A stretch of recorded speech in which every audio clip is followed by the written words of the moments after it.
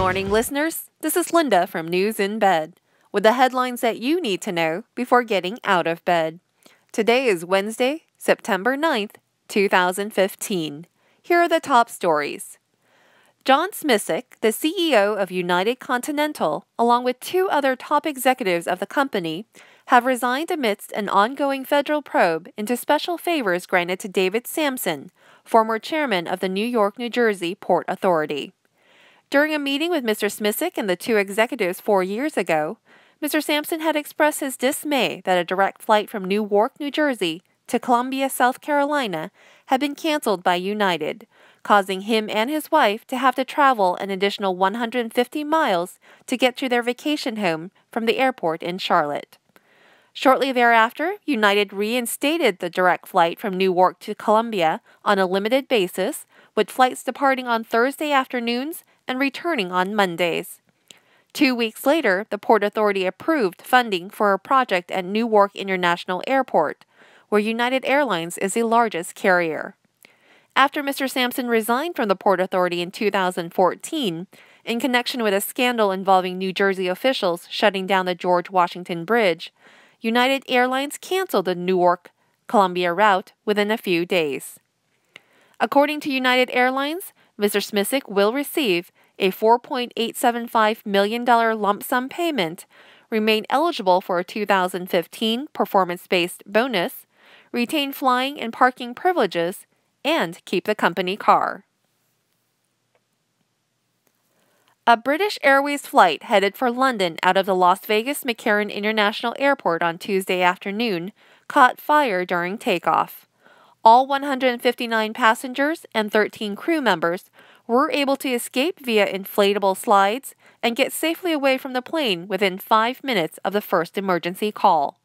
14 people were injured during evacuation and taken to the local area hospital.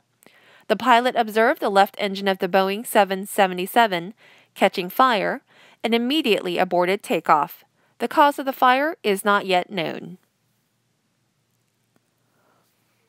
Yahoo's plan to spin off its ownership of 384 million shares of Chinese e-commerce giant Alibaba before the end of the year is facing complications after the IRS failed to give a clear-cut response on whether or not the spin-off would be completely tax-free to shareholders.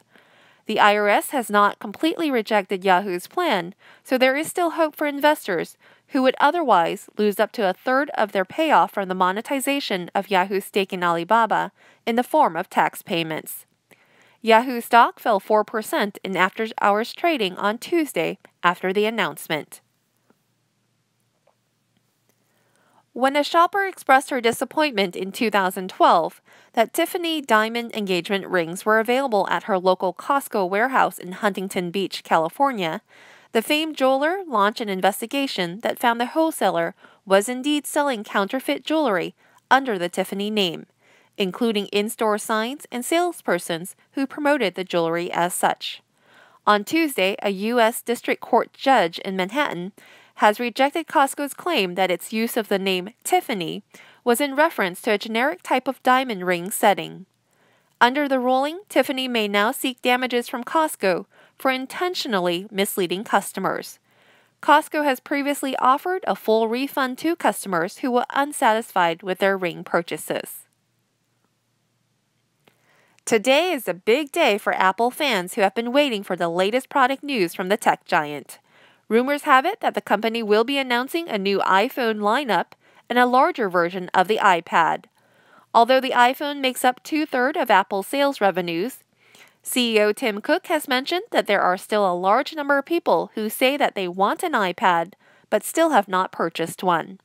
The event will begin at 10 a.m. Pacific Standard Time.